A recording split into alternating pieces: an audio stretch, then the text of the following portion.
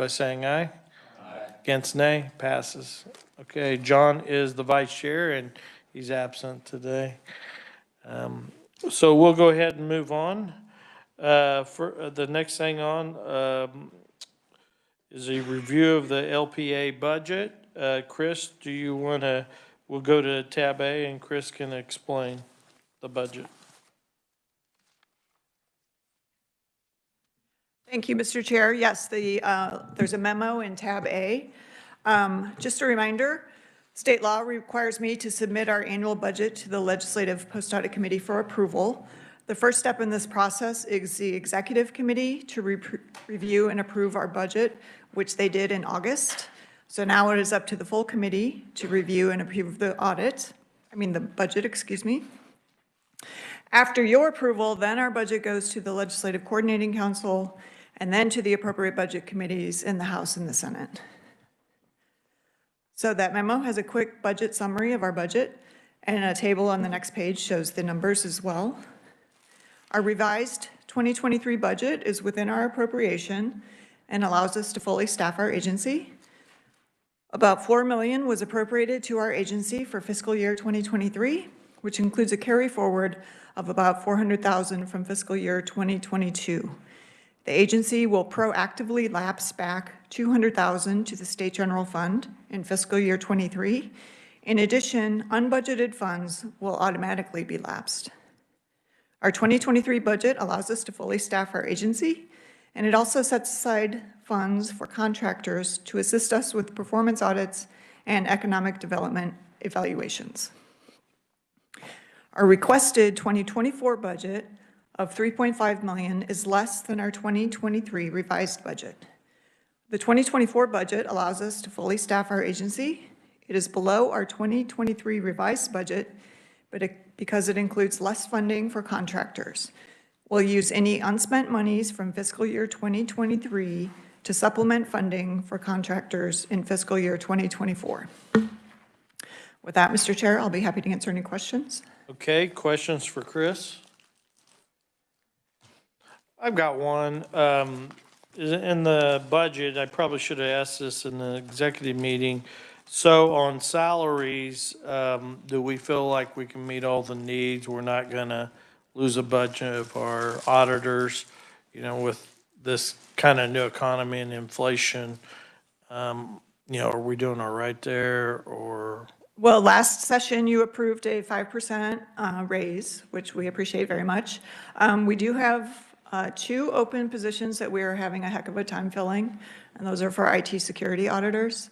They've been open for going on almost a year, and we're really scrambling to try and even get applicants for those positions. Okay, so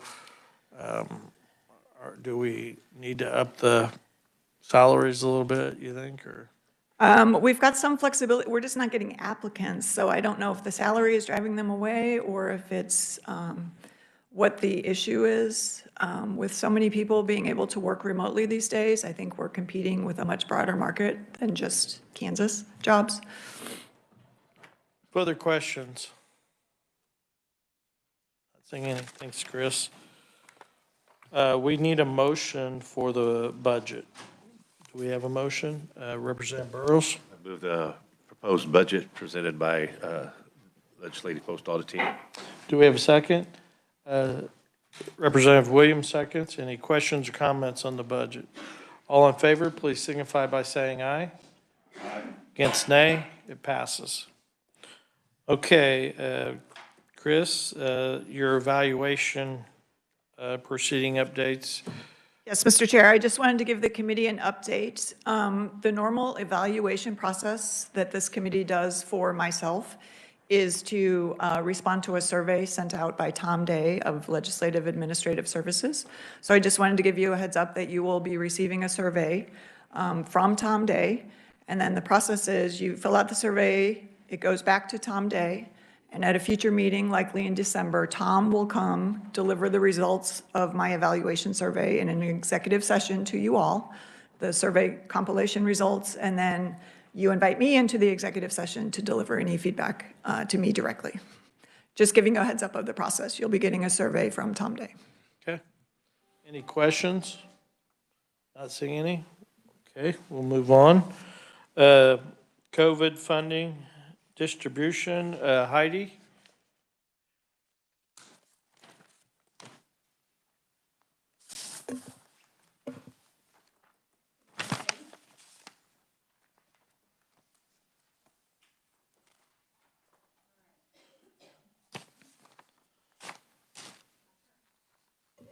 There it goes.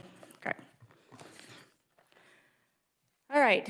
So this is the COVID funding distribution audit. There were 3 team members for this audit: Amanda Schlentberger, Tanner Rohr, and Ashley Beeson-Maines. Matt Etzel was the audit manager. It is a 2-question audit, and those questions are on page 2. Those questions are: what is Kansas's process for distributing COVID relief funding? And then second, have Kansas's distributions of COVID relief funding been appropriate? And the answer to that question, to question 1, starts on page 4. I'm going to give just a little bit of background first before I jump into the audit answer. So in March of 2020, the federal government issued a national emergency in response to the emerging COVID-19 virus. Due to the significant disruption in the economy and increased expenditures for research and mitigation, Congress passed the first of several relief bills in early March. So from March of 2020 to March of 2021, Congress enacted a total of 6 major laws that provided funding to federal and state agencies, local governments, and individuals. So the figure at the bottom of page 4 shows the total amount of money the federal government appropriated, which was a little over $5 trillion. So out of that $5 trillion, the federal government allocated about $34 billion to Kansas. That money included both discretionary and non-discretionary funds. The discretionary funds were provided to the state with the expectation that the state would determine how it would be spent within some general rules. And the non-discretionary funds were earmarked for specific purposes set by the federal government. So out of the $34 billion, Kansas received about $2.6 billion was discretionary.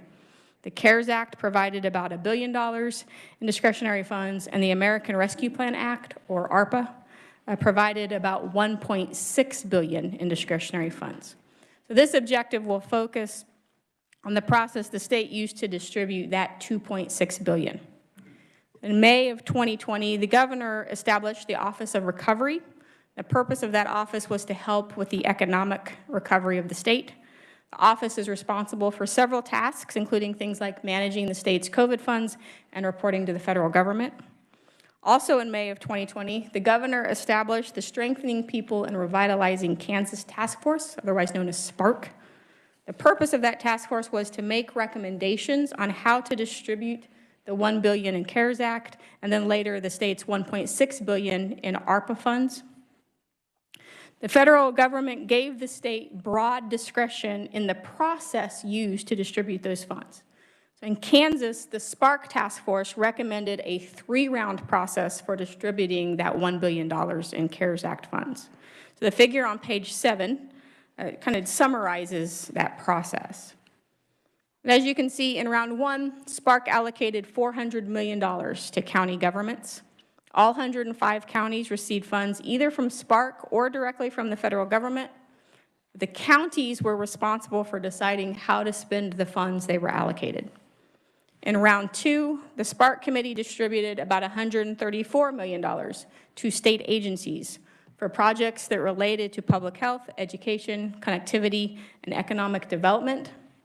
Agencies created proposals for how those funds could be spent, and the SPARK committee voted on those proposals based on which needs were most pressing and also which needs would be most cost-effective. They then sent those proposals to the State Finance Council for final approval. 5 agencies were awarded funds, and those agencies used those funds to support agency programs or to distribute to businesses, nonprofits, or local governments. In round 3, SPARK allocated the remaining $290 million to organizations for essential needs and services, business resiliency and workforce support, and public health. SPARK again recommended funding for those areas, and the State Finance Council made the final approval. Most of that money was allocated to several organizations, including the Department of Labor, the Kansas Children's Cabinet, and the Kansas Housing Resource Corporation. And a smaller amount was also allocated for state agency operations and projects.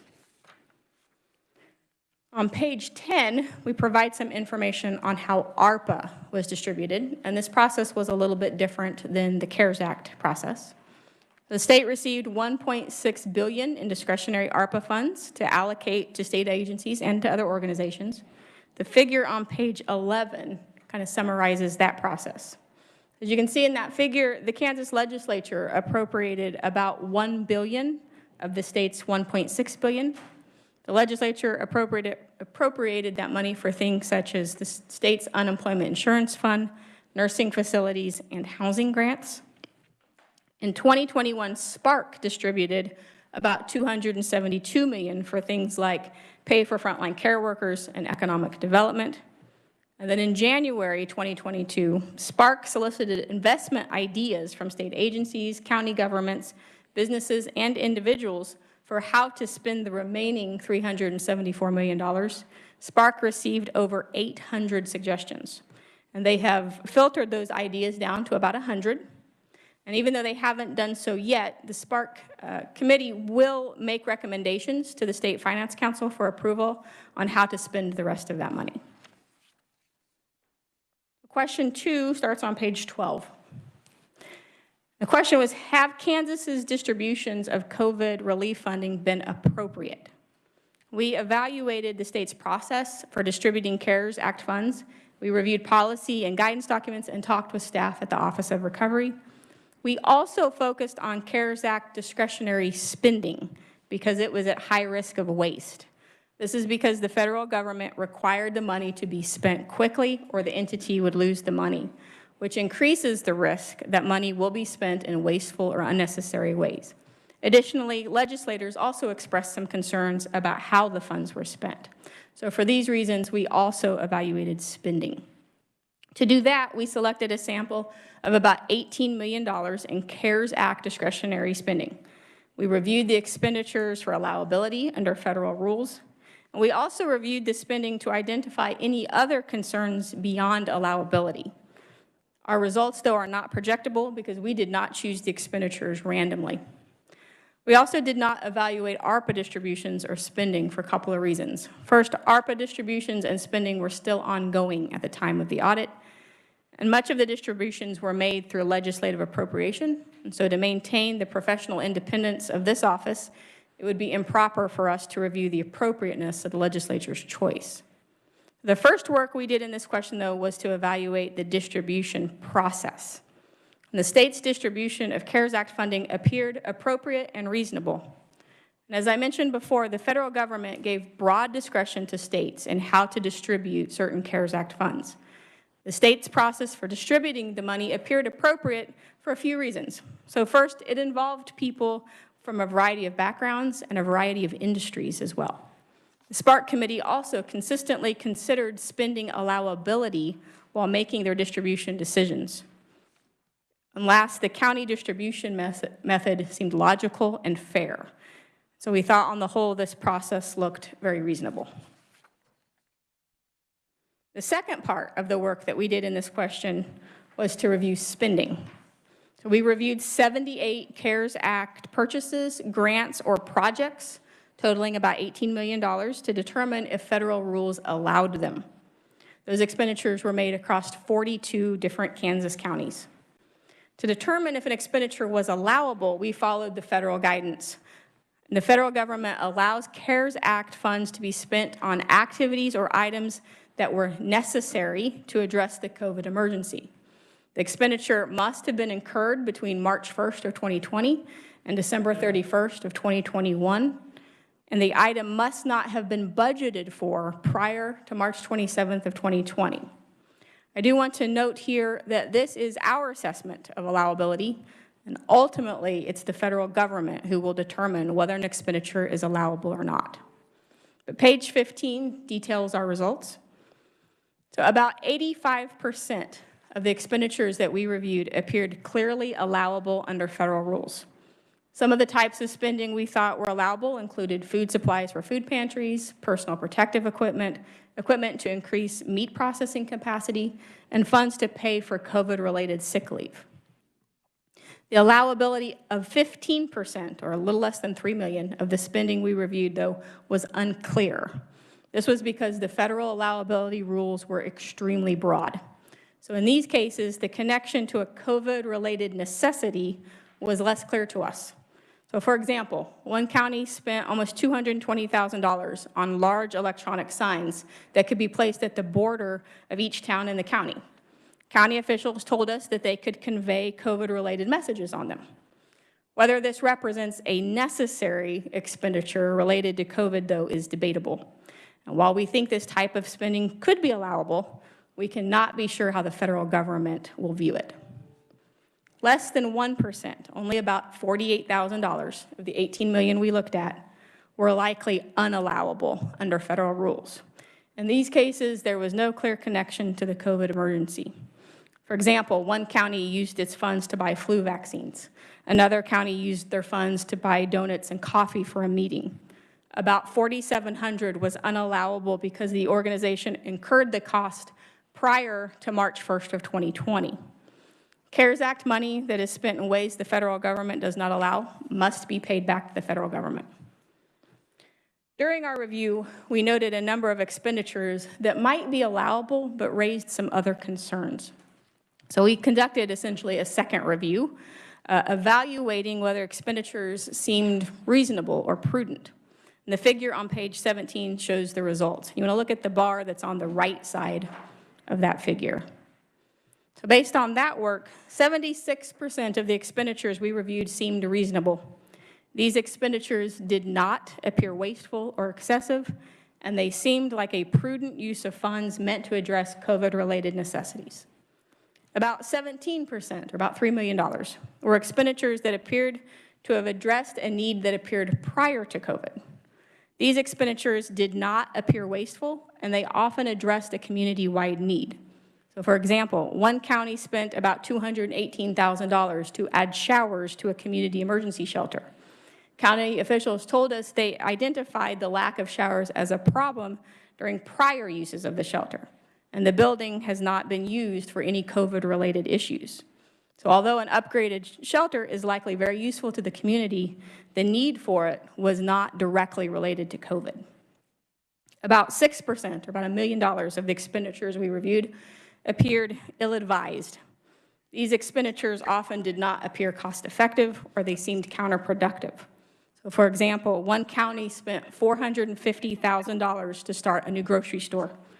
The consultant that reviewed that proposal flagged it as high risk because its necessity was not clear and it did not appear feasible. County officials told us that they also had concerns about the project, but it went forward with it anyway. The grocery store only lasted a few months. About 1% of the expenditures we reviewed appeared wasteful or excessive. We identified expenditures for electronic signs, sports equipment, and lanyards for staff.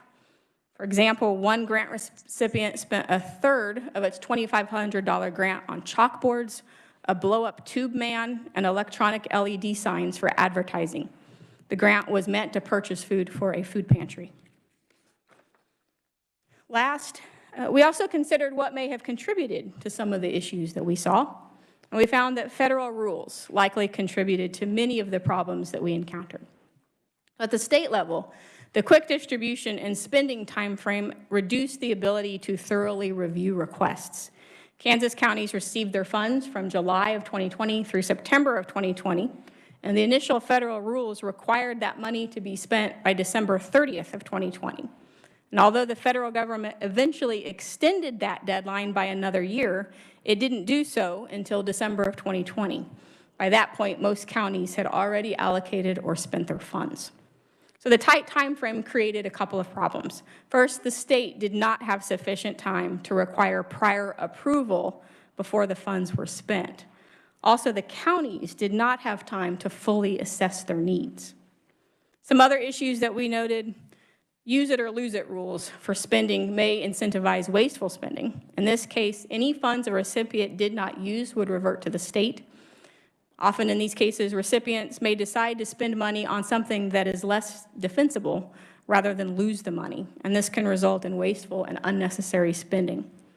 Federal spending allowability rules were also extremely broad. Any expenditure considered necessary due to COVID was allowable, but the overly broad and poorly defined nature of necessary has left a lot of gray area. And this increases the likelihood that recipients will spend money on ways that were not truly intended. And last, federal rules do not require any performance metrics. So there are no requirements to pay money back if the project is unsuccessful. So clear goals, though, that can be met can help organizations spend their money on projects that are more likely to be successful. Without those metrics, they may be less careful and inadvertently waste money. We did not make any recommendations from this audit, so that includes my presentation. I'd be happy to stand for any questions. Questions? Senator Thompson. Thank you, Mr. Chair. On page 7, I think you said 134 million. I think you probably meant 314 million. Is that correct? I saw it in several locations. It was probably just transposition of when you were reading it. 7. Oh. It is 314 yeah, million, okay. yes, I'm sorry. Oh, no, that's okay. I heard one, I read the other, so I wanted to make sure, but. 314 million Thank in you. round 2. I do want to make a quick comment. Thank you for this report. I think this was necessary. I can't tell you how this the whole, not the report itself, but the contents makes my blood pressure go up, Mr. Chair. Just thousands of dollars spent unnecessarily. The whole thing just makes me upset, and it makes me very concerned. I know there's still about $1.2 billion in unspent funds from a variety of sources, I'm guessing. And I think we need a lot more oversight over where those funds go and whether they go anywhere. Because this looks like a Christmas tree for some people, and there was no accountability whatsoever. We still don't get down to the granular level of where some of this funding was spent. So I think going forward, I would be very cautious about any additional spending. Thank you very much. Thank you. I agree. I think there needs to be more controls put in place, and maybe even when you get this kind of money, there's all kinds of fraud that's created, and in that lower range, I kind of worry that there wasn't some of that. Representative Williams. Thank you, Mr. Chair. I do have a couple questions, but a comment on that. As someone that served on the Education and the Health Committee, the SPARK Committee, to me it was frustrating to see when we had the executive branch make large expenditures, millions and millions, for example, to daycares, which was not part of what we had recommended. So that is also seconding the frustration with the process. But my question is really about the public access to the information. I appreciate the audit and how you were able to dive in and get the numbers, but how will the public, for example, in your audit, you talked about some red flags, some high-risk areas that they went ahead and proceeded with them. You mentioned 73 complaints, and under the Office of Recovery, in order for you to get the information, you had quick access to it, or you had access to it. How does the public have access? Do they have access to the complaints, and also do they have access to all of the selected expenditures? Or would we have to go through an audit process in order to find it?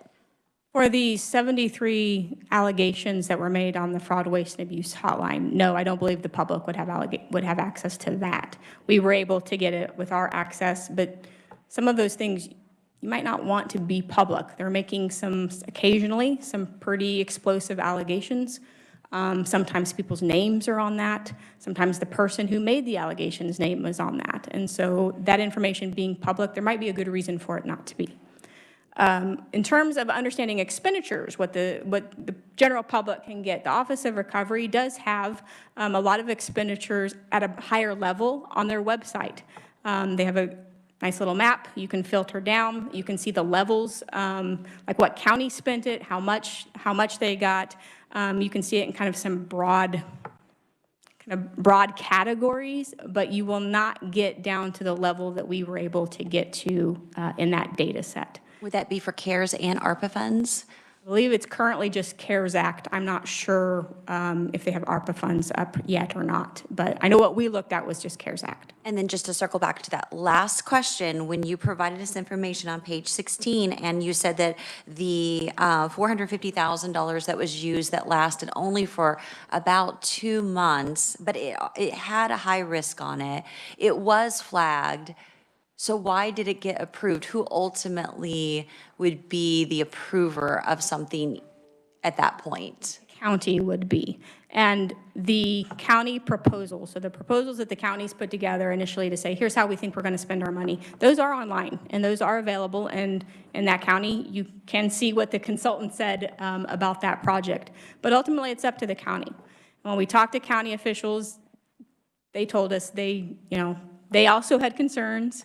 They had a little bit of issue with, I think, one person that maybe took over the process a little bit, and so they had some kind of just internal things going on. Ultimately, they went ahead and approved it. Of course, it ended in just a few months, but that really would be a county issue. Which county was that? It was Bourbon County. Okay. Further questions? Senator Tyson. Thank you, Mr. Chairman. I was the one that requested this audit, and at the time, the chairman joined me in this request, and I appreciate your work on it. There were a couple of more items that maybe the committee would consider digging a little bit deeper on. You've done an excellent job.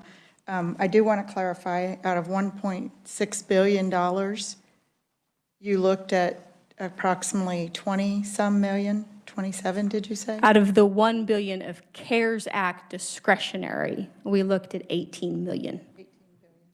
And that was all that you looked at, correct? That was all we looked at. No, I just want to make sure, because we could extrapolate from the numbers that you looked at and come up with a fairly high number of possible. Our numbers here aren't really projectable. We didn't choose the ones we looked at randomly, so it really is not projectable.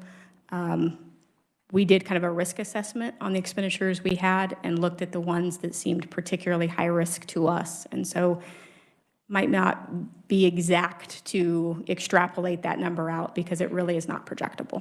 Mr. Chairman, if we lower the score maybe a little bit, but what my question is about too, did you also look at, I had heard about pay that was being abused with some of the CARES Act, that people were using this money, some locals were using this money to increase their pay and then retire at an exorbitantly high rate over a 3-year period, therefore impacting their CAPERS too.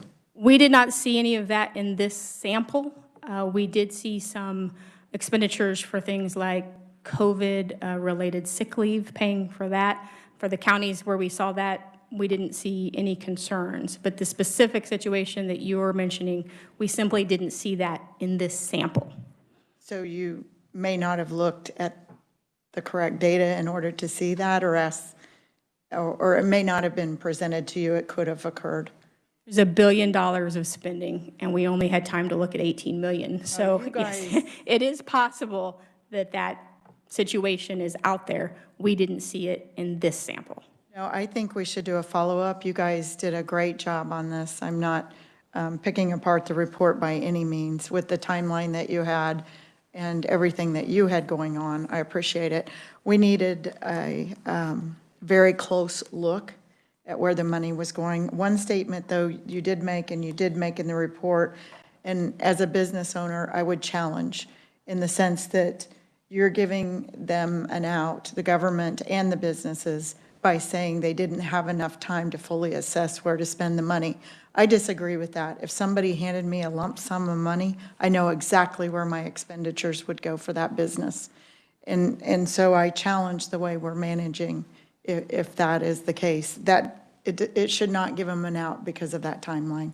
So thank you, Mr. Chairman. Also, committee, there's officials here from the recovery office. You'll be able to ask questions. Representative Williams. Thank you, Mr. Chair. And so I just wanted to follow up on the senator's comment. Actually, that would have been ESSER funds, so it happened in the school districts. And so it did, well, this one was the one that you mentioned 3 years. Maybe there's another one that's a 3 years. Okay, another one, but definitely in the school district, it was a case in which a superintendent gave himself additional $50,000 per year for 3 years, which was $150,000. It was eventually flagged, removed, and I think that superintendent has recently resigned. So apologies that you're talking about something else, but I also wanted to mention the ESSER. Okay, Representative Tyson, go ahead. Or Senator Tyson. That's fine. I just, it was county employees, and there is a newspaper that is investigating one of the counties, but I do know that it occurred more than one county. Yeah, I mean, that might be something we need to dig into deeper, and, there's cases where we know, we got to bring them forward. But, yeah. Further questions? Representative Tarwater. Thank you, Mr. Chair. You said $34 billion was allocated to Kansas. How does that break out? And do we know how much is still left from the $34 billion? The $34 billion includes a number of things. So that's in total. So $34 billion, that's ESSER funds that Representative Williams just mentioned, CARES Act, ARPA, both discretionary and non-discretionary. I don't know how much money is still left to be spent. There is certainly ARPA discretionary funds that have not been spent yet, that have not been allocated yet. I would imagine there are some other funds through other programs that maybe haven't been spent yet either. But we didn't really look at what the balance was between that $34 billion. That's all funds to Kansas, like PP loans, everything, or does that include? It was all funds that flowed to the Kansas government, essentially. I don't believe that includes things like individuals who received, say, unemployment from the federal government. That enhanced unemployment would not be in there. So it'd be $34 billion that flowed through the state government or through local governments, and through those more kind of formal channels, but would not be the money that individuals got through certain programs. So the hundreds of millions of dollars in fraud in the Department of Labor are not included in the $34 billion. Correct. Go ahead. Thank you, Mr. Chair. I do have a couple of questions. The ESSER funds were mentioned earlier. Did you get to look into those, or do we have an outstanding audit? I apologize, Mr. Chair. I'm new to this committee, and thanks for having me, by the way. Yeah. But the ESSER funds were a big concern. Do we have an audit for that? Not at this time. And we did not look at ESSER funds in this. This was specifically to CARES Act discretionary funds. We have not looked at ESSER funds in this audit, and I don't believe there's an ESSER fund audit at this time. So, Mr. Chair, I would, I can't request an audit right now, but I would suggest that we look into it just because the way the funds were distributed, like my school district, for example, got $3 million or something like that, where Wichita and Kansas City both got almost $1 billion out of all of this. We had to pass a law to get them to reopen their doors, and this was for COVID. No. So it would be good to look into that. And my sister works at one of these schools. Hundreds of millions of dollars were spent on sanitation and cleaning. When she got back a year and a half later after closing the schools, the wadded piece of paper in her trash can was still there. So I want to know kind of where all that money went. Thank you. And you're new to this committee, we're not at the time where we issue new audits. You might want to sit down with Chris after the meeting and she can explain the process. But a lot of what we do is look at things in the past side. So there'll be a time, not long, that we will be approving new audits, and that might be something you want to put that audit together and figure out how much time, and that might be an audit approved for next year. Sounds like a good one to me. Senator Tyson. Thank you, Mr. Chairman, and I'd like to explain, too, the reason that the audit was selected with just these 2 questions and just CARES money was a matter of time. We were wanting to get this audit out as quick as possible, and I know you guys ran into some issues and delays on it, but they did an excellent job. If we would have expanded it past with more money, more resources, this was to give us a sampling as to where do we go from here? What other issues do we have? So I think that's excellent that we're thinking along the same lines. This is not the beginning. This is the beginning, not the end. Can you send us out a little detail on the audit or on the $450,000? It was in Bourbon County, so I'm guessing it was in Fort Scott. They have already multiple grocery stores there. I know because I drive by them. And just some of the details, which one they tried to open. Yes, and much of that information is public information at this point. So yeah, we can put together a little summary of the situation. I think that's probably was an inappropriate expenditure in my mind personally because, number one, they have multiple stores there. So someone had a pet project trying to open another store. I believe the store was meant to serve kind of an underserved part of town. Apparently there's a major highway that runs through town and it kind of separates part of the town from some of the grocery stores. And so the purpose that they told us that the purpose was to serve some kind of underserved parts of town.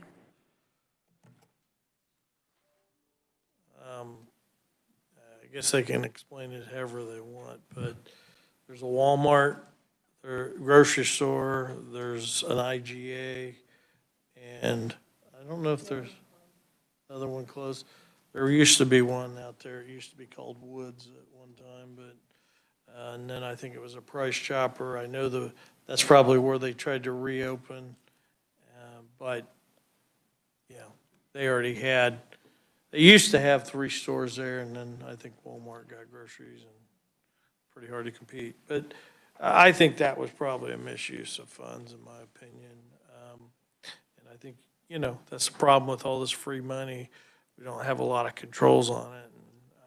And the housing in that town, they could have used that $450,000 for housing or other things. That is, a hospital or something that's needed much more than to try to put a 3rd grocery store in. Go ahead, Senator Tyson. Thank you, Mr. Chairman. I do have a question. I don't know if it would be appropriate or not if we would be able to go into an executive session at a later meeting and to actually see the data, the raw data that they found. Yeah, I mean, The only reason I was asking for that was that it would help the committee in figuring out the path and the direction for future audits, possibly. sure. They could redact names, whatever needed to be redacted, but I think you might want to get with Chris, and Okay. then we can do that at a future date if needed, okay? that'd be great. Thank you, Mr. Okay.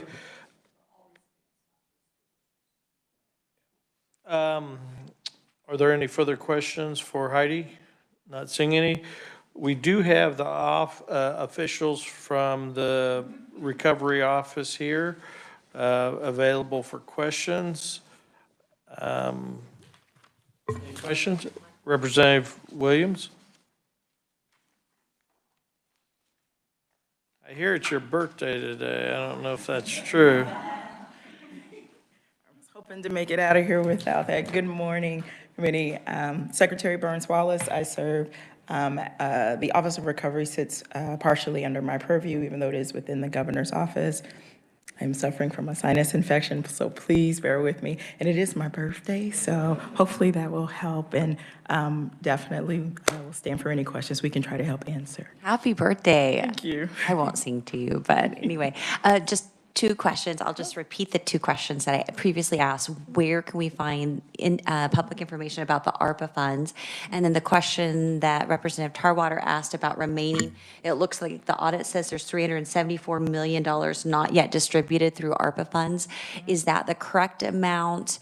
What are the plans with those dollars? And again, how do we see that list for those ARPA funds?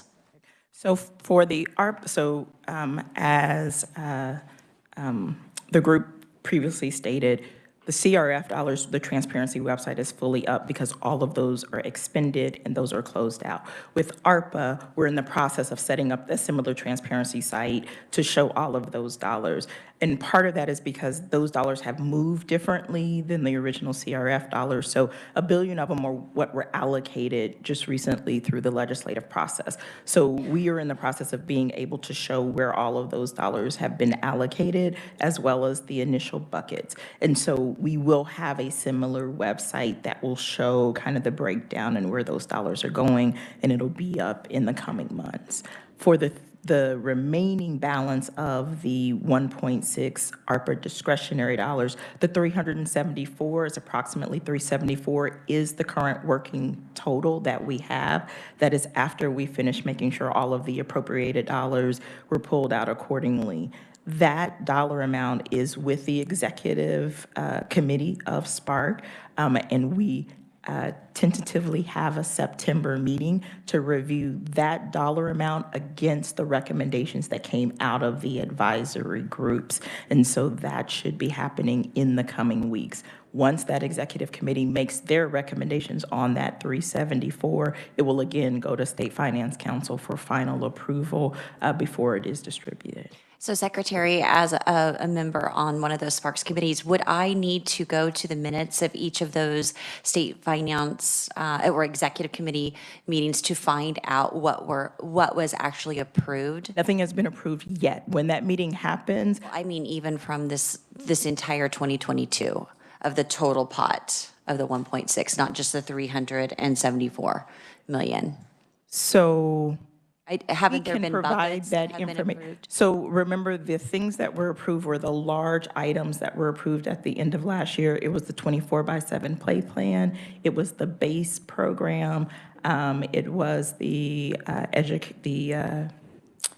education recovery, and then the nursing program. So there have only been 5 things that have been approved through the SPARC Executive Committee. The other $1 billion that has moved out of that 1.6 were allocated through the legislature. Where did the daycare monies come from?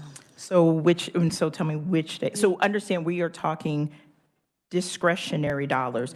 When someone asked earlier about the $34 billion, we can actually help to provide a clarity on that, because there are lots of streams of dollars that are coming off of both CRF as well as ARPA that come directly into agencies that are an extension of existing federal funded programs. And so it's a program that already exists, like child development grants, which is a federal program that is already funded, that already exists, but federal dollars were infused into that program through the ARPA bill, not discretionary, meaning when they came into the state, they came solely into that particular program with pre-existing parameters because it is a federal-based program that received more federal dollars. So when you look at that difference between like what was that 34 billion versus the kind of 2.6 billion the audit was talking about,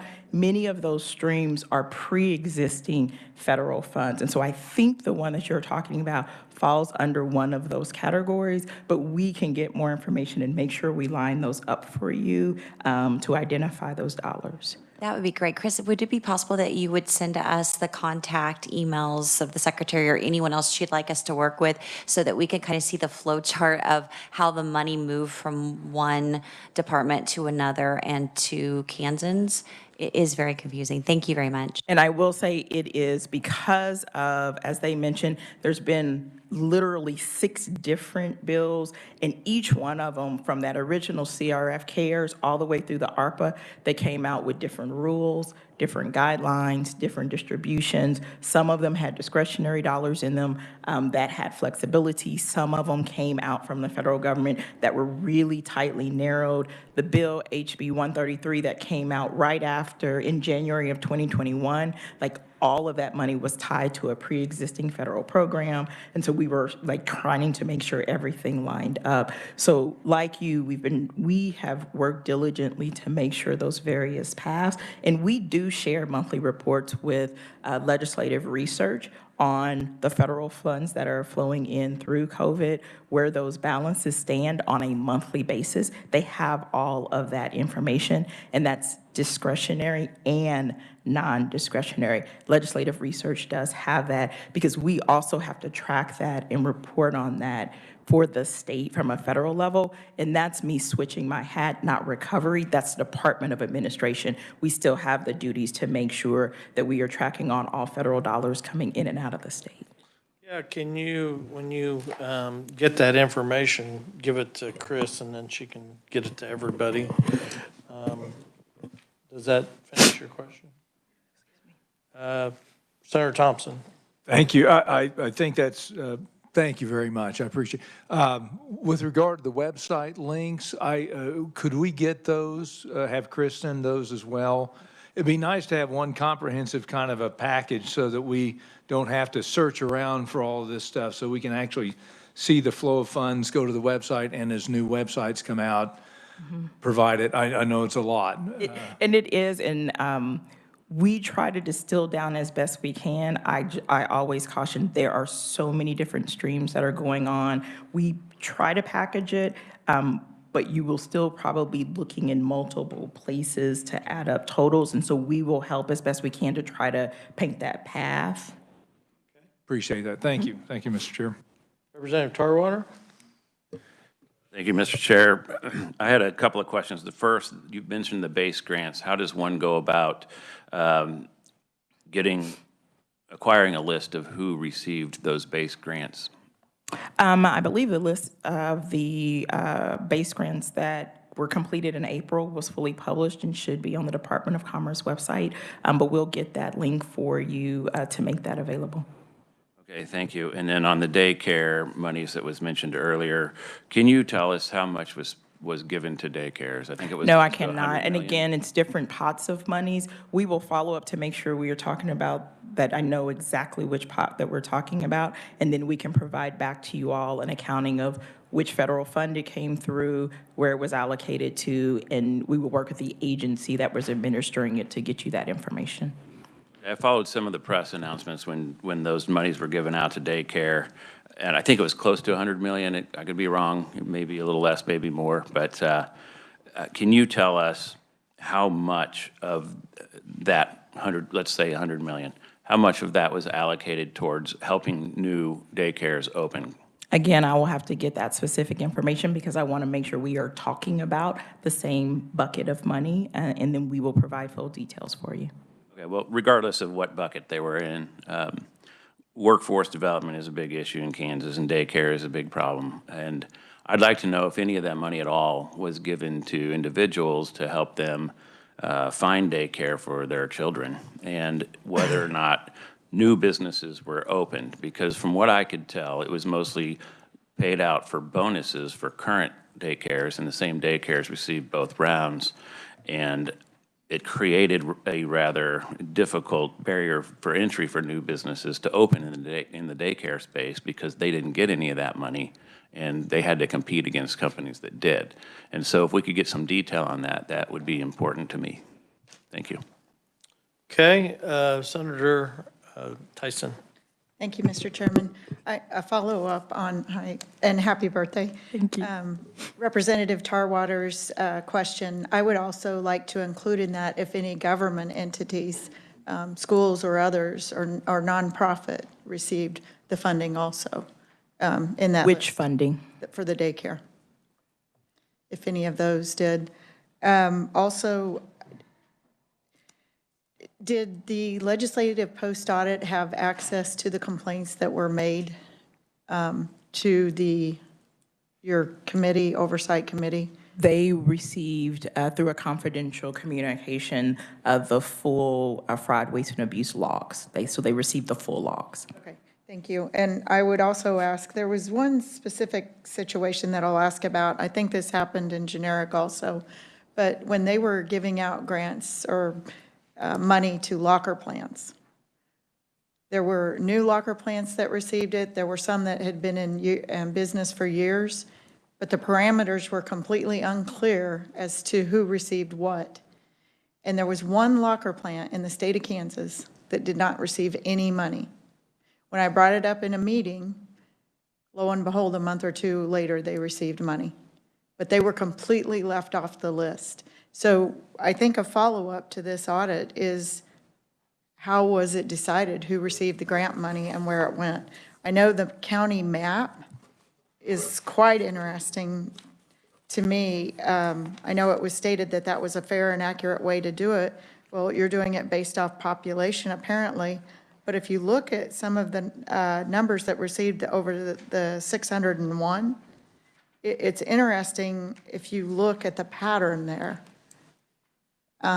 So to me, it would be a follow-up to the report is, how was it that these counties received so much more than the other counties, that it wasn't a level playing field? So the interesting thing, and this is something where I think LPA will have to address how they prepared this particular chart, because there's a couple of different things going on here. This accounts not just for the discretionary dollars, there are other dollars that are flowing in there that they represent in this chart. So you're almost mixing two different things by looking at this, and how when you talk about the distribution of the dollars that went through the discretionary process versus the eventual dollars that may have impacted or hit a particular county in relationship to these dollars coming through. So we may have to take it apart to make sure that we're looking apples to apples.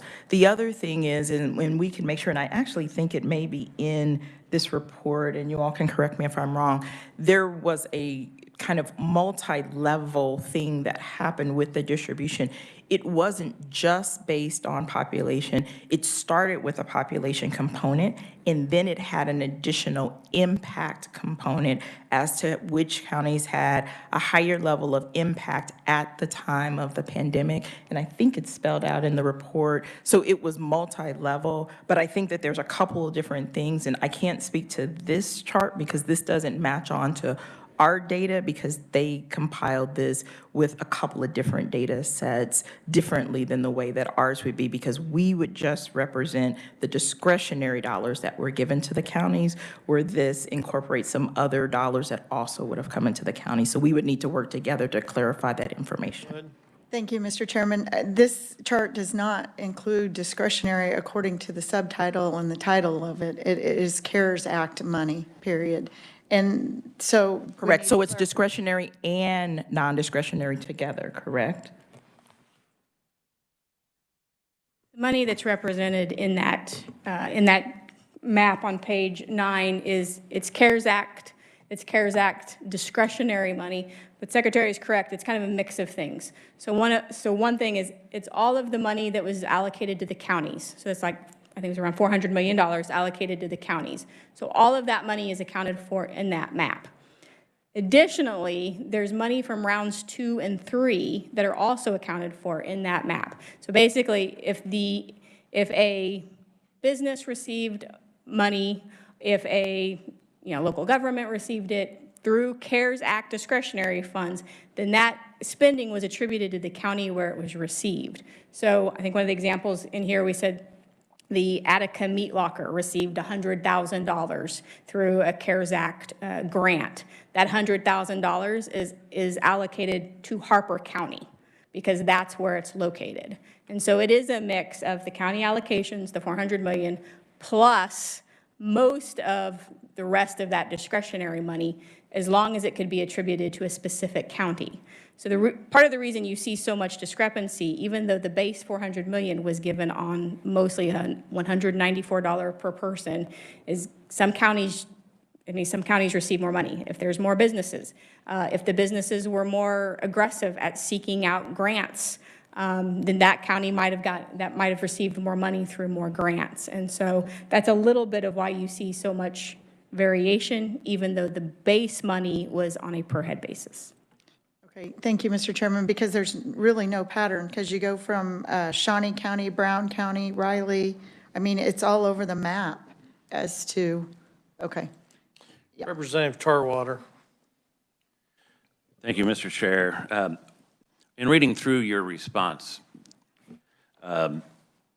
the chair earlier pointed out about the $450,000 that was given for a new grocery store in Fort Scott, where there are already current grocery stores, and it seemed to be an epic fail because it only lasted a couple of months. It appears you're attempting to defend that $450,000 by, can you explain that? We're not defending the $450,000. We worked with every county to make sure what they were proposing fell within the allowability guidelines for their proposals. With every single county, we work with them to provide them feedback as they were developing their proposals, things for their consideration, things that might be future risk. And this particular project, while it was a project that did have risks to it, it was an allowable project under the guidelines set forth by the federal government. So it says not only provide access to critical food resources in a known community food desert. Per the county. Was this food free? Per the county. This is us working with the county. Did they And just again, give the for food away? additional details, we would have to work with the county as this was their project. Okay, thank you. You know, the way I look at it is, this one's probably more on the county than anything, but I just don't get the stating that this is to serve this underserved need, because the grocery store, I could be wrong, is right next to Walmart, basically. So, you're not going to serve an underserved area. It's being served. In Fort Scott, the Walmart is really close to where the grocery store went in. So, I don't get that statement. You're not serving a new area. I mean, if you'd put one at the northwest corner, you would be serving a different area that's not being served. But, it's not that hard to go from wherever that grocery store, it's the old woods. I'm guessing Price Chopper was there for a short period. That's who probably got the grant. I don't know. But Walmart's right next door. So, I mean, someone that can go to that store can go to Walmart. Are there any further questions? Not seeing any. We'll move on. Happy birthday again. Thank you. Hopefully you have a wonderful day. We will, and we will make sure to follow up on the questions that were asked from committee. Thank you. Okay. We'll move on to virtual schools. Macy? And Heidi, thank you for that presentation. That was great.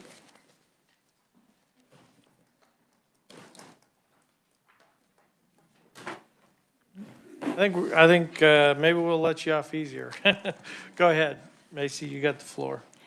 Mr. Chairman and members of the committee, my name is Macy Smith, and I will present our audit comparing virtual school expenditures and outcomes of Kansas and other states. I supervised this audit. Team members were Megan Flanders and Kate Graber. Matt Etzel managed this audit. This audit answers the question, how much do state-run virtual school programs operated by other states spend? What are their academic outcomes, and how do they compare to Kansas's virtual school program? To answer this question, we spoke with education officials from 4 states, Florida, North Dakota, Vermont, and Virginia, about their state-run virtual school programs.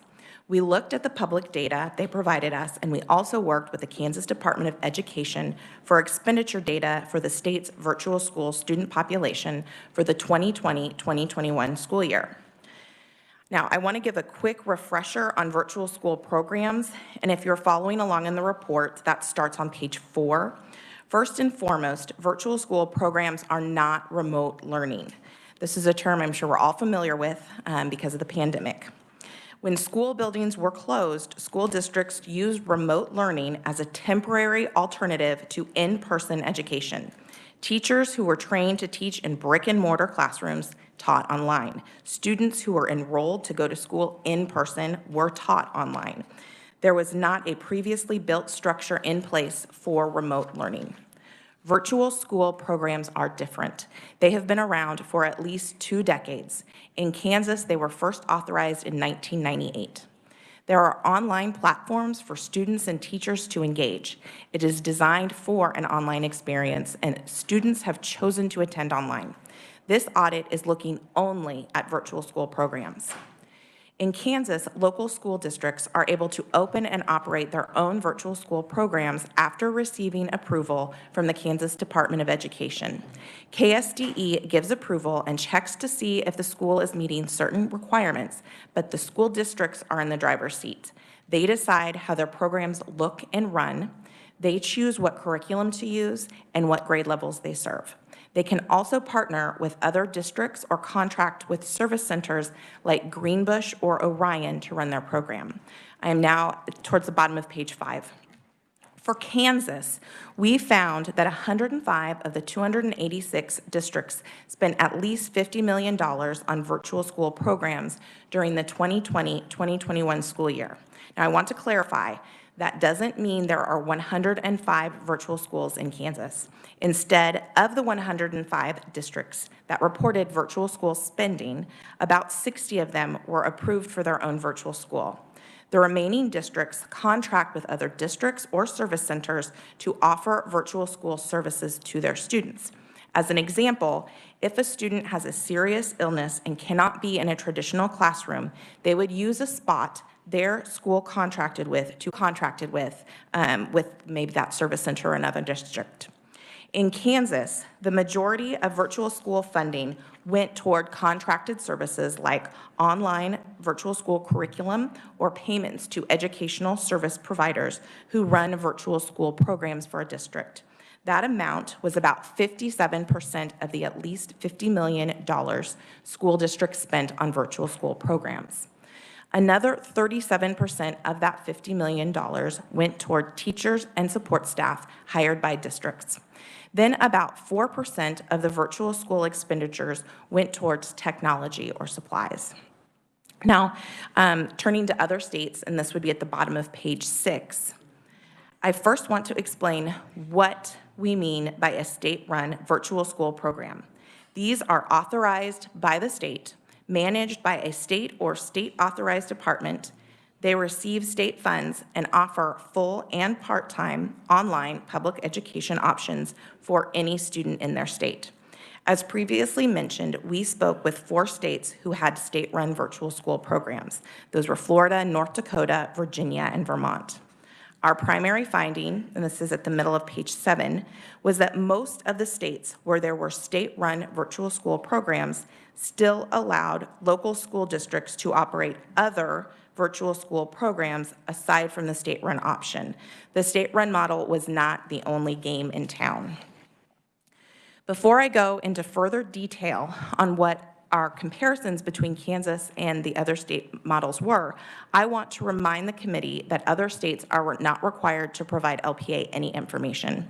So while we can get detailed data from the Kansas Department of Education about Kansas, that same level of detailed information was not available to us from the other states. While we did speak with and work with educational officials from all 4 states, they only provided us with publicly available data, not the raw data. And in order to basically compare apples and provide context, we need data with a much greater level of detail. As an example of this, Kansas provided $56 million in the 2020-2021 school year for virtual school education. Florida's funding was $205 million. In order to make this comparable in a meaningful way, we would want to break that down on a per-student basis and in a way that accounts for both full-time and part-time students. This was not data that was available to us.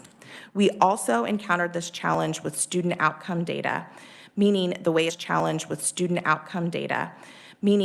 student performed in virtual schools. North Dakota, Vermont, and Virginia's virtual student outcome data could not be separated from other brick-and-mortar students. So we could not isolate virtual student outcomes in those states. We were able to make high-level comparisons on expenditures and enrollment trends between Kansas and the state-run programs. I already noted that in Kansas, the majority of virtual school spending went towards contracted services. This was not the case in the state-run virtual school programs. In those programs, teachers and support staff expenditures made up most of virtual school spending over the recent years. That was between 71% to 86% of spending. In Kansas, only about 37% of Kansas's virtual school expenditures went to teacher and support staff in school districts. The other comparison we could make had to do with the type of students that were enrolled. Students can enroll in virtual school programs either as full-time students or as part-time students. They may enroll part-time to take classes not available to them at their own school. So for example, if there's a school where the student physically attends, but there isn't a particular foreign language they want to take, they might enroll in a class that the virtual school offers. We found that about 90% of virtual school students in the other 4 states attended virtual school programs part-time. In contrast, around 70% of students in Kansas are full-time students. That concludes my presentation, and I am happy to stand for questions. Okay, questions for Macy? Senator Thompson. Thank you, Mr. Chair. What's the spectrum of study? Is it, how many different courses do they offer? Is it pretty much, so somebody could go full-time if they wanted to in virtual? Yes, they could be virtually full-time students and meet all of their requirements that the school has for graduation. Is that available in pretty much every school district, or do they have to adopt a virtual program to do that? School districts, if they want to open a virtual school, have a process, and they work with Kansas Department of Education. So some of that process is like a guidebook of what they need to do, making sure that they attend specific training, and before they are able to open a school, they are supposed to work with ks.gov on those things. About how many, do you know how many students take advantage of that in Kansas? Approximate number? I could get you that number, but I don't have it off the top of my head. One of the schools in our area, Mike, used to represent Spring Hill. Spring Hill has a virtual school, really strong. They've got students all across the state that they're teaching. I know there's probably more of it going virtual since COVID, but pre-COVID, there was a handful, I think, was it Wichita or Andover, one of them, maybe a Lawrence district that had virtual. There are several school districts that. I know Mays has a fairly big one too, that out in central Kansas that serves a lot of students. Just one more question, if I may. Go ahead. You mentioned we increased the funding to virtual pretty much the same as Bay State Aid. Do they get additional funds on top of Bay State Aid for the virtual? I'm just curious. The school districts receive for student aid what's listed in our report. I would let ks.gov answer that more specifically. All right, thank you, Mr. Chair. Representative Williams? Thank you, Mr. Chair. So they do not receive Bay State aid. They receive $5,000 per pupil. And just in the bill that we passed last year, 2567, we increased that to $5,600. So basically what you can imagine is that while the school districts have had about, I think, Department of research department said that in the past 20 years, about a 118% increase. And whereas inflation would be about 48% during that same time period. They did not receive any of that since the onset of virtual schools, which might have been less than a decade ago, but they can clarify. The other thing that we changed is that when we're talking about outcomes, that many students are transferred from brick and mortar schools, and they transfer credit deficient.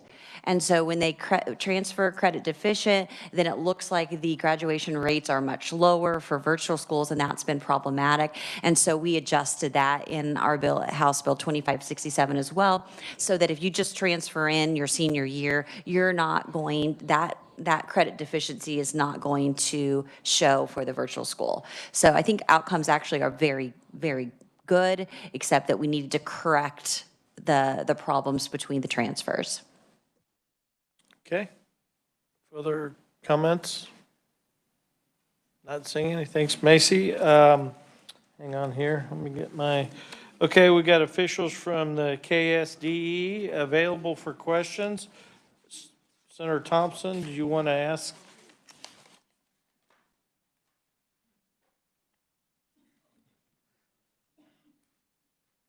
Senator Thompson? I think I've got my answer to the question, but if you want to fill in any gaps, I just, between Tamara and Christy, I think I got a pretty good view of how the funding happens now, so thank you.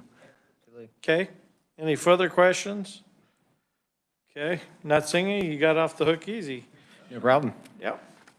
We'll move on to our next audit, broadband development. It's a limited scope. Sam, go ahead. And we do have one senator online, so we do have 6 members in attendance right now. Senator Ware's online. Okay. Thank you, Mr. Chairman. Good morning, committee. So my name is Sam Dads. I'm an auditor with Legislative Post Audit, and I'm here to present to you today our limited scope performance audit report, reviewing connectivity emergency response grants for broadband development. This is for the SURGE program. I conducted this audit, and Kristen Rottinghouse was the audit manager. So this audit had one audit objective, that was to answer the following question: what entities received connectivity emergency response grants, and where were they located? So the big answer to that question is that 39 entities received 66 connectivity emergency response grants to expand connectivity across Kansas. I'd like to call the committee's attention to Appendix B. That's on page 10 of the report. You don't have to turn to it now, but there we list the 39 entities, the amount of total funding they received, as well as their proposed service locations. So I'm going to continue on page 3, go over some background information. So in 2020, the federal government allocated about $1 billion in discretionary CARES Act funds, which the state distributed to counties and state agencies. And in May of 2020, the governor established the Office of Recovery within the Office of the Governor to help manage the state's economic recovery from pandemic and related closures. Also in May of 2020, the governor established the Strengthening People and Revitalizing Kansas Spark Task Force to distribute the $1 billion in CARES Act funds. Spark made recommendations about spending to the governor, and the State Finance Council granted final approval of Spark recommendations. So Spark allocated $50 million of CARES Act funds to the Connectivity Emergency Response Grant Program to address COVID-19 related connectivity needs. These grants provided internet service providers in Kansas cities, counties, nonprofit organizations, and non-governmental entities with funds to improve internet connectivity to unserved and underserved locations in Kansas. Underserved was defined as less than 25 megabits per second download speeds and less than 3 megabits per second upload speeds at the time. This was the definition from the Federal Communications Commission. So the Kansas Office of Broadband Development within the Department of Commerce distributed and oversaw SURGE funds. Commerce worked with the Office of Recovery and the Spark Task Force to develop the framework for SURGE. Guidance from the federal government about how states could spend CARES Act funds was very broad. As a result, Kansas could tailor COVID-19 recovery programs like SURGE to address its unique needs. The Spark Task Force identified the grant's broad priorities when it created Surge and allocated money for it. And Commerce then developed an application process and requirements that fit within Spark's framework. The main requirements are listed on page 4 of the paper report. For the sake of time, I won't go over all of them individually. So Commerce awarded about $48.5 million in surge funding through those 66 grants. Surge funding went to 3 types of broadband infrastructure projects. 37 grants went to projects proposing fiber to premise or fiber to the curb. 22 grants went to projects proposing fixed or mobile wireless. And 7 grants went to hybrid projects proposing a combination of fiber to premise, fiber to curb, or wireless. Those definitions can be found on page 5. Additionally, about 79% of surge awards were under $1 million. The smallest surge award was $12,000, and the largest surge award was about $6.2 million. Commerce awarded surge funding to all 7 regions of Kansas, with the largest amounts going to South Central, Southwest, and Northeast Kansas. The committee will turn to page 6. We're going to take a look at Figure 1. Figure 1 just breaks down the 7 regions of Kansas and how much funding they received, as well as their requests and some application information. So, for example, on line 1, South Central Kansas received about $14 million in surge funding.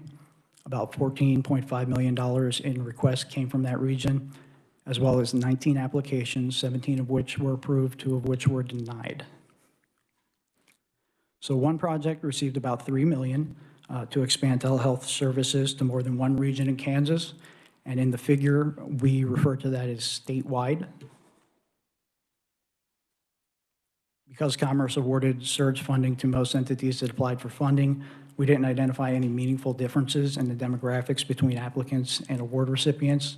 So for example, Northwest Kansas accounted for the smallest percentage of funding requests and also received the smallest percentage of surge funding, which was about 1%.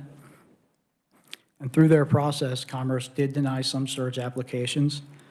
So Commerce officials explained that their staff evaluated non-technical aspects of their applications, and the consulting firm that they had hired evaluated the technical aspects of the applications. And to evaluate those applications, Commerce and its consultant created a scoring matrix that's included on page 15 in Appendix C of the report.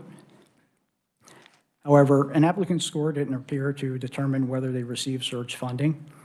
So almost every entity that submitted a complete application was approved for funding, and Commerce didn't require applications to meet a minimum score to receive surge funding. For example, applications that received funding ranged from 30 points to 144 points. And Commerce officials told us they considered other factors such as health needs of homebound patients when evaluating surge applications. For example, they approved a project that proposed equipping in-home care providers and medical practitioners with mobile devices so they could provide telehealth services to their patients.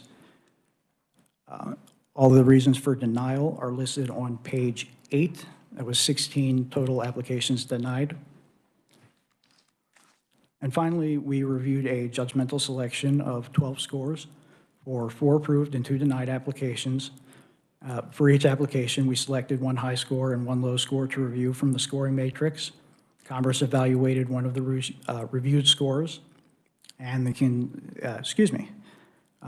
consultant evaluated the other in most cases. So our conclusions aren't projectable to the surge application population because we only reviewed a small judgmental selection. However, 11 of the scores we reviewed appeared reasonable based on Commerce's review process. We did think one of the scores could have warranted a higher score based on the information provided by the applicant, but the effect was negligible because the project still received funding. So with that, I'll be happy to address any questions the committee may have. Do we have any questions for Sam? Senator, or Representative Tarwater, and then I'll go ahead. Thank you, Mr. Chair. You mentioned a consulting firm. Can you tell us who the consulting firm was and what they were paid, and then whether or not it was an open bid process? I would defer to Chris on that, if we can discuss the name of the consulting firm. I would think so, but I don't have that right at my fingertips, so we'll provide that to the committee. Okay, Senator Thompson? Thank you, Mr. Chair. Sam, it's a couple questions real quick. Do you know if these projects are still in process of being completed or any have completed? Right. So initially, projects had to be completed by, I believe, December 30th, 2020. That deadline was extended to December 31st, 2021, so all projects should be completed by now. Okay.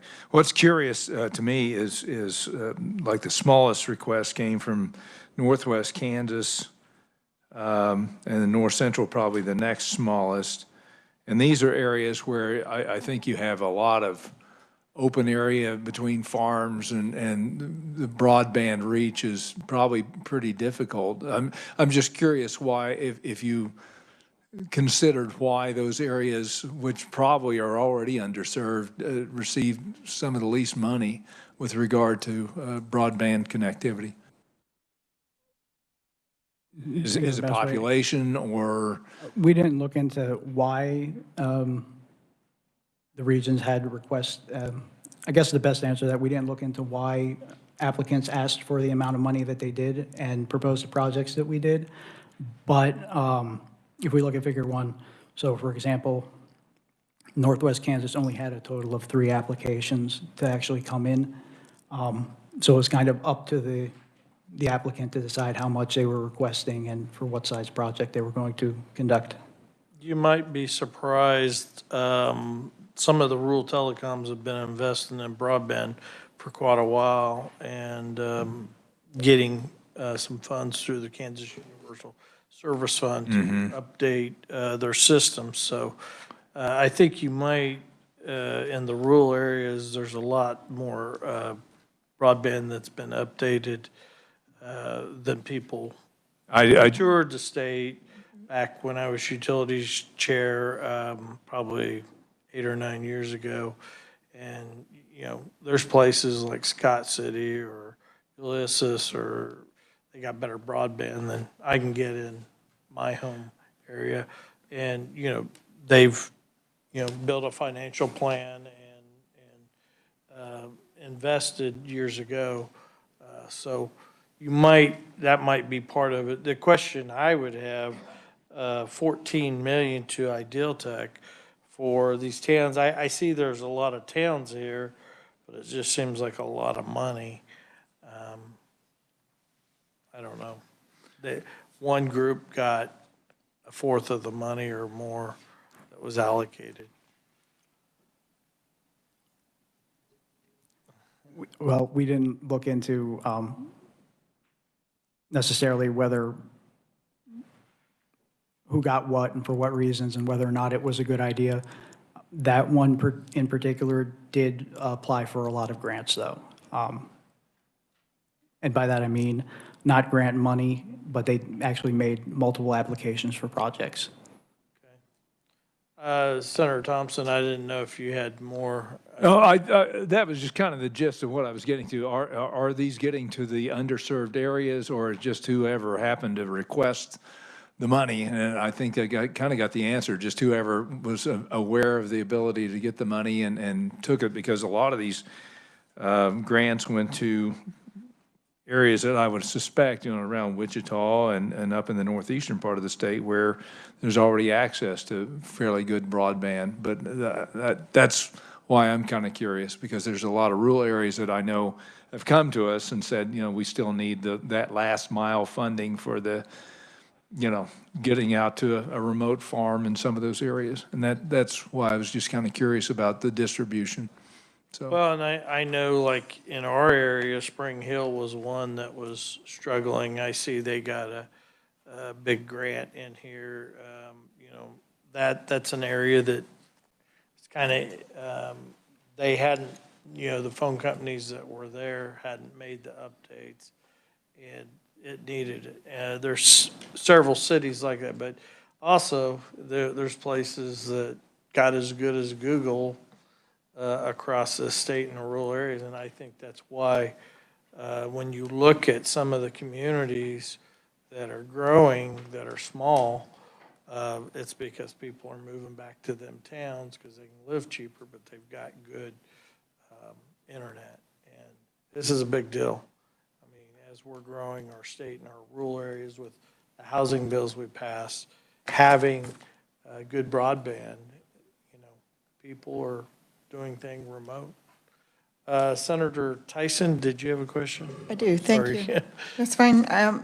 Thank you for the presentation. I would ask for follow-up information as to if, I would like to confirm if they asked for it, they got it, and if that was the basis for the allocation of the grants, because that seems like a very poor system to decide who gets what money, not based on need or based on projects, because some of these business owners may not have known that they could have asked for more. So I'm not sure we filled the holes with the gaps looking at this map and where the money was distributed. Thank you, Mr. Chairman. Okay, further questions or comments? We've got officials from the Department of Commerce here. I don't know if they want to answer any questions, or is there any questions for them? I don't see any questions for them. Okay, we'll go ahead and move on. Let's see where we're at. We're about 4 minutes ahead of schedule. Let's take a 5-minute break. We will just we'll come back at about 36 after and let everybody go to the bathroom. And then we're going to move in and need a motion for executive session. Representative Tarwater is going to make that motion for us. So is this the actual motion he needs to make? So let's take a break. And then we'll make that motion when we come back.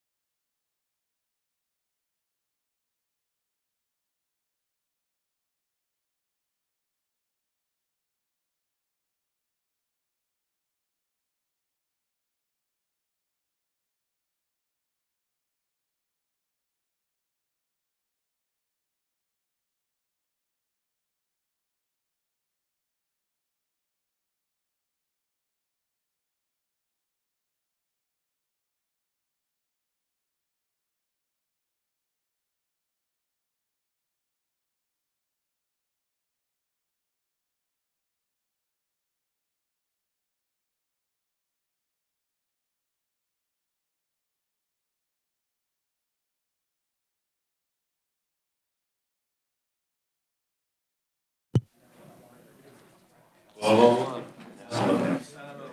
did we win or lose? Everybody, all our teams won and covered, so does that mean if everybody voted on the Kansas teams, the battery lost? I think a lot of people were.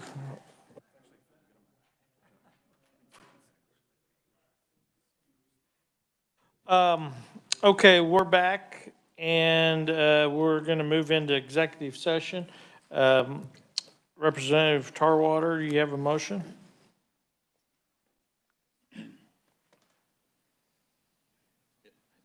I understand. Yes, I do. If I have could to just have see the it, sa- sir. I got the same problems.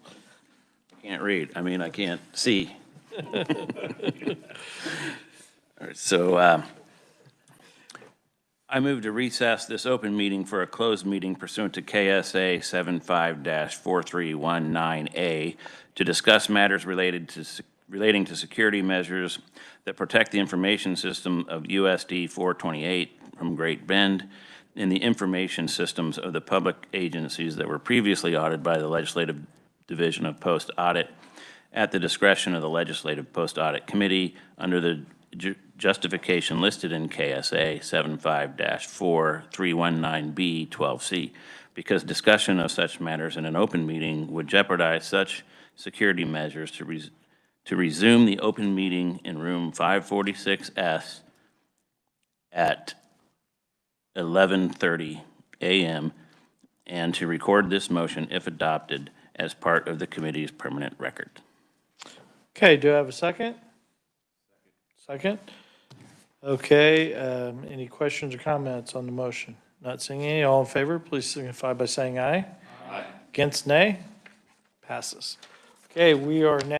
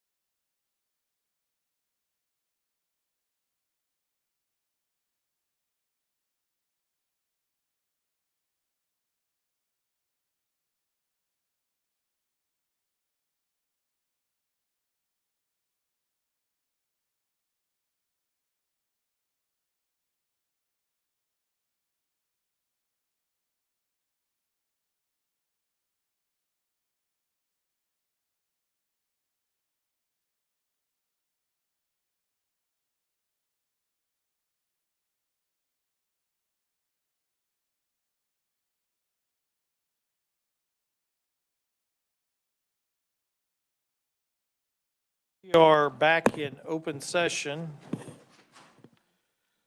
We'll move on to the consent calendar as soon as you get set down, Kristen, and move to tab B.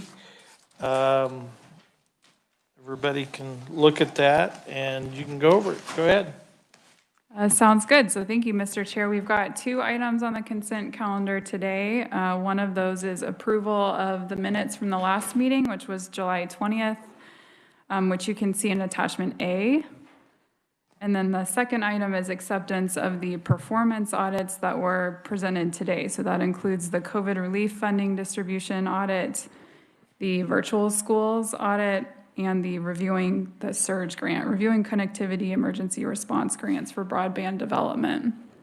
So just as a reminder to the committee, unless there is objection from the committee, those items are considered approved. Without objection, will be recorded in the meeting minutes. Members may abstain from voting on the minutes if they were not present at the meeting. Okay, do we have questions? Senator Tyson.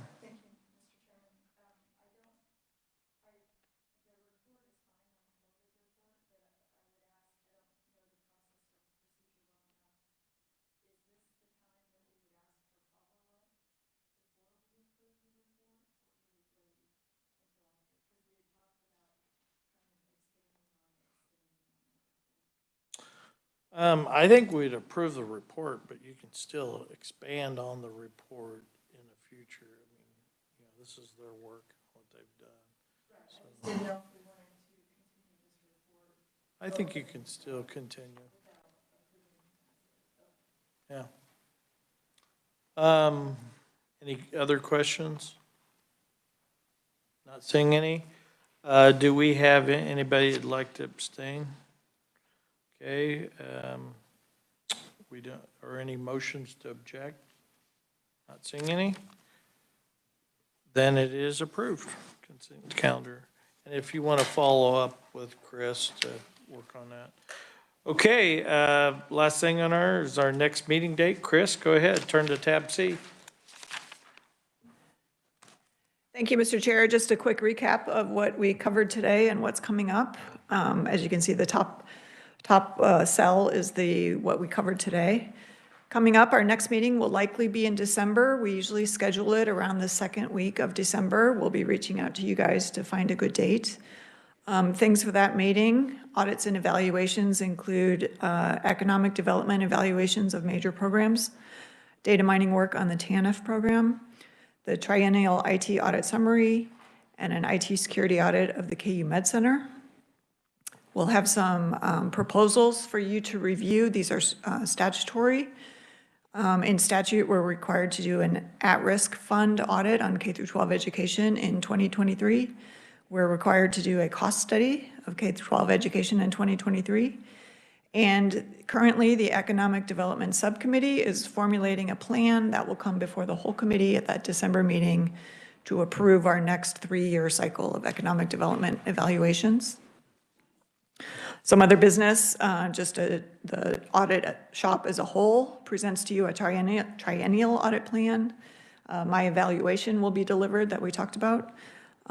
We discussed with you planned legislative meetings for distributing our reports to committees of note in the session, and an annual IT monitoring memo.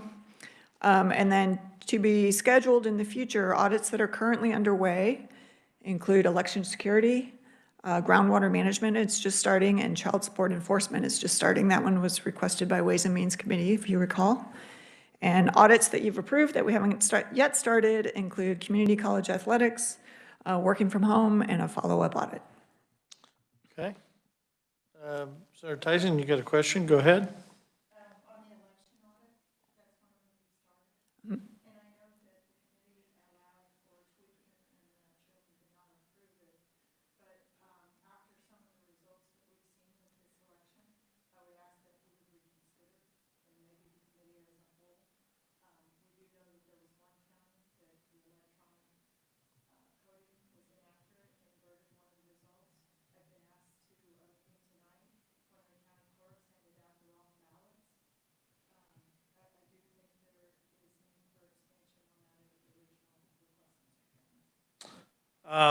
Yeah, I don't have what you proposed in front of me. I don't know. So I think it'd be hard to kind of do that today. But we can take that up at the next meeting if you want to get with Chris and give everybody proper notification.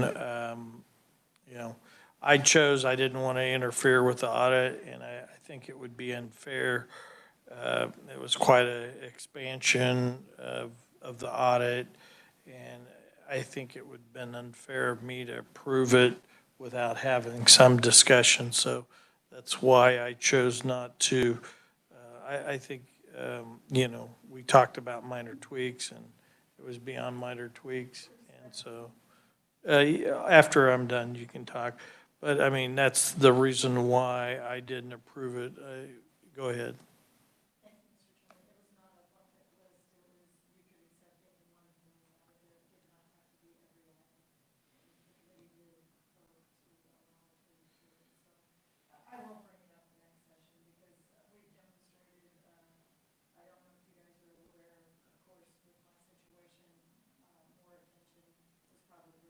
Sorry, Senator Tyson, is your mic on? There were many items that were brought to my attention during this election, and we absolutely need to take a look at those. And as I had asked, none of the audit included electronic, and I do think we need to expand that to include electronic. Thank you, Mr. Chairman. Sure, and I'm not trying to keep you from bringing anything forward. I think I stated in the memo that, we could take it up at the next meeting, and so I didn't hear that you wanted to take it up. But, we'll take it up at the next meeting. I just want to make sure that all members are fully disclosed and have a chance to prepare themselves to discuss it. So with that, go ahead. You got follow-up? Yeah, thank you, Mr. Chairman. I absolutely agree that the committee members should be aware of what we're voting on and going forward, and I will pursue this. It's too important of an issue. Okay, any other follow-up comments? Not seeing any? We're adjourned. Thank you.